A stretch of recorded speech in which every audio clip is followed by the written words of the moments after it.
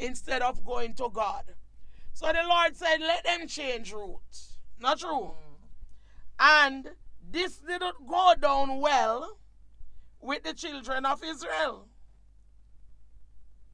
Because, of course, anything that seems more difficult in life with us will not go down well, Sister Bridget. Not at all. However, here is Pharaoh now.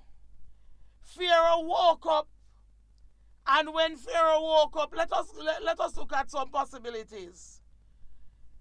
Pharaoh must have said to himself, where is, my God, what did I do?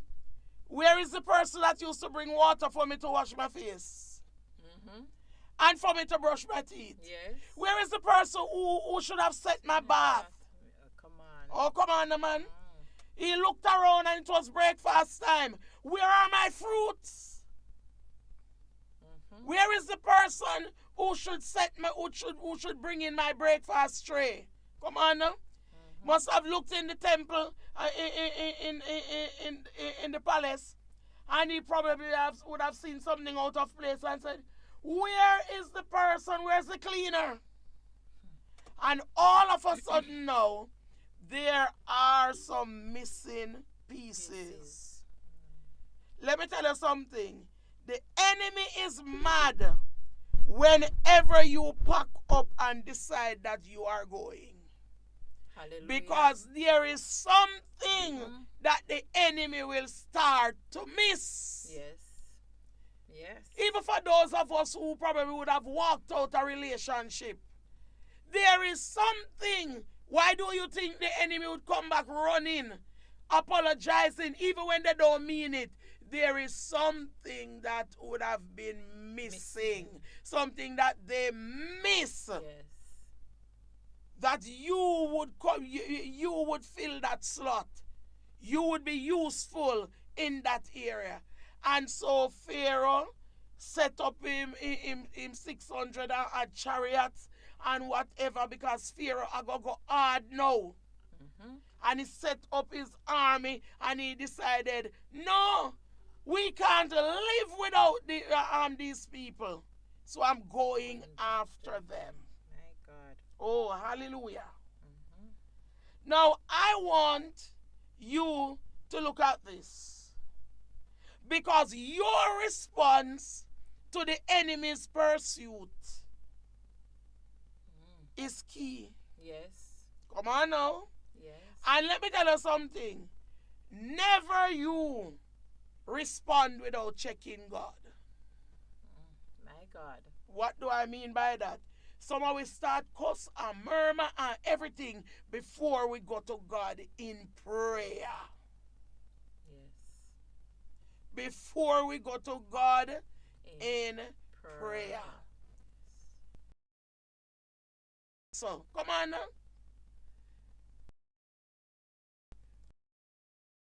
But in Jamaican colloquial, backslide. So it was turned up for roll call. Come on now, man. Yes, so true. Roll call, you know? And so some of them that were there, they were just there because Pharaoh gave the order, I want to pack up and left out of my place. Or some just said, just go on with them to see how things are going to go. Many times, you know, we have some people among the crowd, they are just the watchmen to see how things will end. However, there has to be what you call your response. So you have the pursuit, the enemy coming after you because the enemy miss you. Has been using you for years to carry out a particular work. And the enemy is now missing you. But I want somebody to tell the enemy, it's goodbye for real. It's goodbye for real. Mighty God. So, here are some of the people now. Moses, enough grave in Egypt for bury we. Why you have to carry her out in the desert here, so? Out here, so you want to bury me? We never tell you, Moses, when you come to Egypt. We never tell you, say, we done in this situation here again for much 100 years. We born in it. We grow in it. And we all, some of we in it. We never tell you, Moses, say, left we make we turn in it. How do you think that generation curses are made? Generation curses are made when everybody will come in the generation from generation to generation decide that I will stay in that mess. My God. I will allow the system to use me the same way. Hear me. If the first thing that they spoke about was what? Grave. Why am I referring to that, Sister Bridget? Why am I referring to that? Because some of us who are walking around, we are already dead. Living dead. How many people in Jamaica, how many people in the church have another kind of insurance except one for when they're dead? My God. No other. So what am I saying? There are some of us, we are so satisfied with our situation, we just live to die. My God. What am I trying to say? What are you trying to say, Apostle? I'm trying to say, embrace your freedom. Enjoy life. Enjoy life, and you must be in pursuit of ways in which you can enjoy your life. Don't only plan for your grave. The curry goat that cook at your repast, in the fish, the oxtail, whatever. Can you taste any of it at that time? Not even smell it. You can't taste it, you can't smell it. You can't do nothing about it. The way your money is used at that time, you can't do anything about it.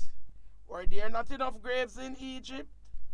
Why you never just left with them like we slave out with life? We born slave, live slave, and then dead. At least we would get a decent funeral. You know that many people that you see, that's all they worry about? Have you ever heard people talking? I just want to know that I get a decent funeral. My God. Well, I can tell you, if I go before you guys, the onus is on you to give me a decent funeral. And if you don't, the shame is on you too. The shame is on you. But let me tell you something, brethren. That is all they were looking at. Huh? Were not there enough graves in Egypt? Why you carry out here something better for the dead of Egypt? In Egypt, all they had to look towards was slavery, slavery, slavery, and then death. More slavery and then death. What is your situation this evening? Is there anything, a situation that's enslaving you? Well, look like say you are going to stay there so, and you are going to dead right there so. Your life now going to come to anything. Huh? Nothing now going to happen for you. My God. They were so enslaved mentally that all they could look back at was getting a decent burial in Egypt if they mean dead there. So instead, all they could look at was the onions and the garlic and the leeks that they could eat. At least we did get one decent meal. Somewhere this evening, somebody's tears are falling in a decent meal. My God. Somewhere this evening, somebody can't even eat that meal. Somewhere this evening, somebody is dressing a wound. It may be a physical wound or an emotional wound. My God. Somewhere this evening, somebody is saying, how am I going to get out of this? Can I tell you, take it to the Lord in prayer. Can I tell you, look at what the Lord is doing for you, because sometimes our brains get cloudy and our eyes are so filled with tears that we can't even see the open door to escape. My God. Hallelujah. Hallelujah. So, God responded now